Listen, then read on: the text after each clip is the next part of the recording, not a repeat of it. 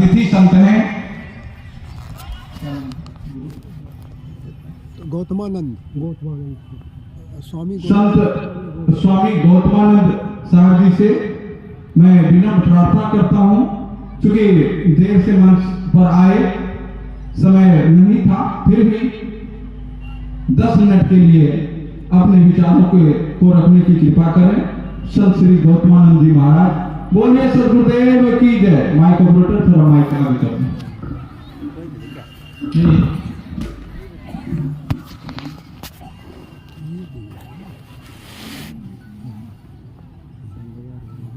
आगे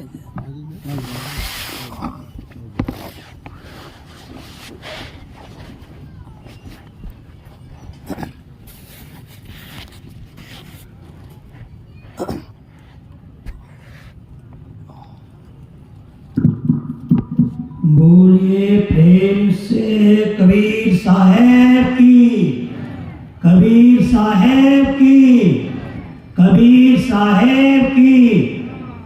बंदो गुरुपद कंज, कृपा सिंधु नर रूप हरे, महामोहतम पुंज, जासु वचन रवि करे निकर। अव्यक्त रूप में सर्वत्र विराजमान पूज्यपाद संत सम्राट कबीर बाबा के पाद पद्मों में कोटि सहनमन।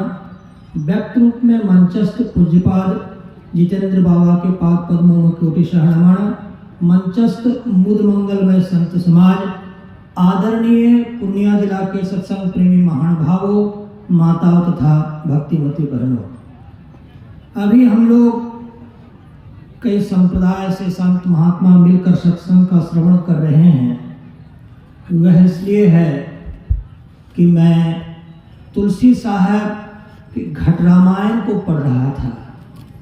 उसमें उन्होंने कहा था कि जो साधु संत के समुदाय जहाँ निवास करें, उसकी चरण शरण लेकर कोई ध्यान अर्जन अथवा ज्ञान अर्जन करता है तो वह वैकुंठ और स्वर्ग सबसे बड़ा है और धरती पर सबसे सुरक्षित स्थान वही है।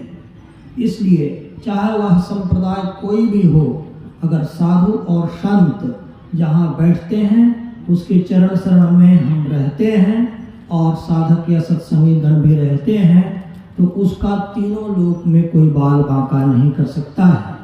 बाबा कबीर की भी वाणी में है, राम बुलावा भेजिया दिया कबीरा रोए, जो सुख साधु संग में सो वैकुंठ ना होए। यह जो आप सत्संग का श्रवण कर रहे हैं साधु महात्माओं के सानिध्य में, यह वैकुंठ और स्वर्ग से बड़ा है। और इस सत्संग का श्रवण, जैसा कि रामचरितमानस में तुलसीदास जी महाराज कहते हैं कि जीवन मुक्त योगी भी ध्यान का परित्याग करके करते हैं। क्यों? अरे यही सत्संग का श्रवण करते करते कोई साधक या स्वामी जीवन मुक्त योगी बना, तो बनने के बाद भी जिन कारणों से वह बना है, वह कारण को वो जाहिर वो मानेगा ही। इसलिए अगर आप सत्संग में आकर साधु महात्मा की बातों को सुनते हैं, इसमें एक खास बात है। विश्वविद्यालय के विद्वान भी हमसे बड़ी बड़ी बात सुना सकते हैं, परंतु उनके बोलने में उनकी यौगिक शक्तियां नहीं होती है। और साधु महात्मा जो ये बात सुनाते हैं परमात्मा संबंधी, उनकी यौगिक शक्तियां साथ में रहती है। जब साधु महात्माओं के शरीर से निकलने वाली यौगिक शक्तियां जिस जीव के काया पर पड़ती है, उसके पाप ताप को जलाकर राख कर देती है और जीव परमात्मा को भजने के क्रम में आगे बढ़ने लगता है, परमात्मा की तरफ उन्मुख हो जाता है। यह शरीर हम लोग को परमात्मा की भक्ति करने के लिए मिला है, प्यून से लेकर राष्ट्रपति बनने के लिए नहीं मिला है। एक बार हमारे गुरुजी, मैं महर्षि में ही ब्रह्म जी महाराज की परंपरा का महर्षि हूँ, मेरे गुरुजी जब घर से भागे थे तो उनके पिताजी उनको मंगवाने के लिए वापस आदमी भेजे कि वापस आ जाओ। और गुरुजी का उत्तर था, देह धर कर यही फल भाई, भजिए राम सब काम बिहाई। यह मनुष्य का शरीर हमको मिला है, सारे काम को छोड़कर राम का भजन कर ले। हमने अपने आंखों से कई महात्माओं को शरीर छोड़ते देखा। जो जीवन भर परमात्मा की भक्ति कर रहा था, मरते समय हॉस्पिटल जाने तक वह गुरु महाराज के मंत्र को जपता गया, उसी से निष्कर्ष बन गया कि उसका आगे का सवर गया। परंतु आप सत्संग नहीं करेंगे, ध्यान नहीं करेंगे, संसारी चक्कर में फंस जाएंगे, तो यह आप नहीं कर सकेंगे। यह जीवन मिला है आपको वैकुंठ जाने के लिए, आपके बंधन को मिटाने के लिए। आपके ऊपर 5 शरीर, महर्षि मेही बाबा के हिसाब से 5 शरीर, कबीर बाबा के हिसाब से 6 शरीर, 6 शरीर और 6 संसार। इसमें हमारा शरीर में हम लोग बंधे हुए हैं। इस बंधन को तोड़ करके हम लोग को परमात्मा में मिलना है। यह तोड़ने की प्रक्रिया आप तब सीखेंगे जब संत सदगुरु से उनकी दीक्षा लेकर उनका ध्यानाभ्यास करेंगे, और जैसा गुरुजी आपको दीक्षा में बताएं वैसा आप करेंगे, तब आपको परम पद निर्वाण की प्राप्ति होगी। निर्वाण क्यों? क्योंकि जब जब आप जिस शरीर में भी रहेंगे, यहाँ से लेकर मेरे गुरुजी के हिसाब से 6 प्रकार के स्वर्ग हैं, जैसे कि पूर्वजों का स्वर्ग है, जन्मदेवों का स्वर्ग है, गंधर्वों का स्वर्ग है, कर्मदेवों का स्वर्ग है, प्रजापतियों का स्वर्ग है, ब्रह्मलोक है।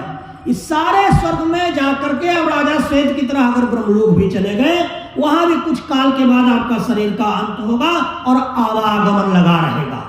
और मही बाबा की बाणी, आवागमन सम दुख दूजा है नहीं जग में कोई, इसके निवारण के लिए प्रभु भक्ति करनी चाहिए।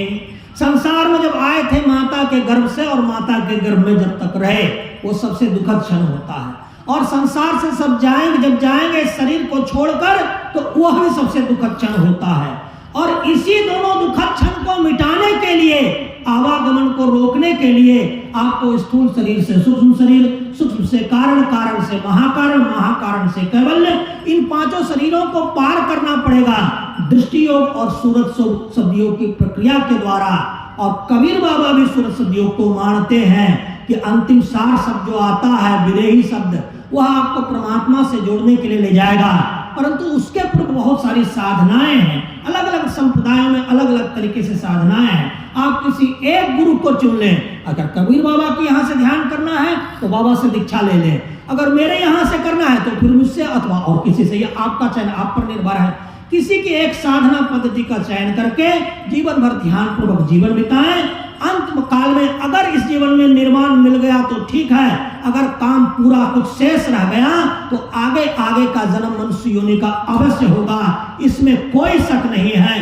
हर जीव को मैंने अपने आंखों से शरीर छोड़ते अनेक जीवों को देखा, उसका अध्ययन किया।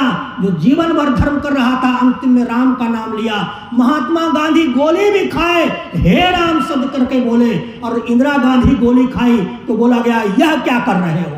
दोनों के गोली खाने में अंतर था। मैया इंदिरा गांधी अंडा खाकर शरीर छोड़ी थी, और ये हमारे गांधी बाबा पूरे देश को धर्म कराए, राजनीति भी किए तो धर्म पर आधारित राजनीति किए।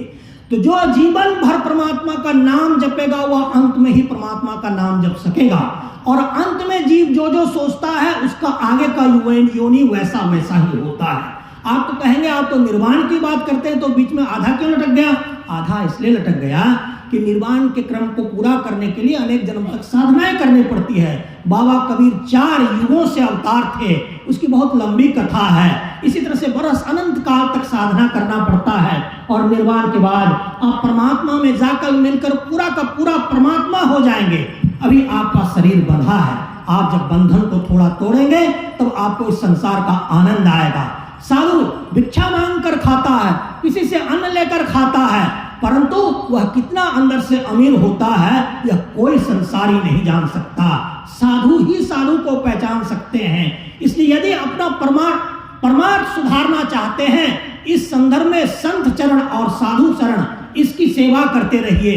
परमात्मा मिलता है भाया साधु चरण और संत चरण। यही आपकी सेवा में कहा, फिर अवसर होगा तो कहेंगे। बोलिए कबीर साहेब की, कबीर साहेब की, कबीर साहेब की। बोलिए सद्गुरुदेव की जय। अभी हम संत श्री गौतमानंद साहेब जी के प्रांजल विचारों को श्रवण कर रहे थे। आइए हमारे प्रिय इस आश्रम के संरक्षक श्री सुबोध जी, उनसे मैं विनम्र निवेदन करता हूं। संत श्री जितेंद्र साहब जी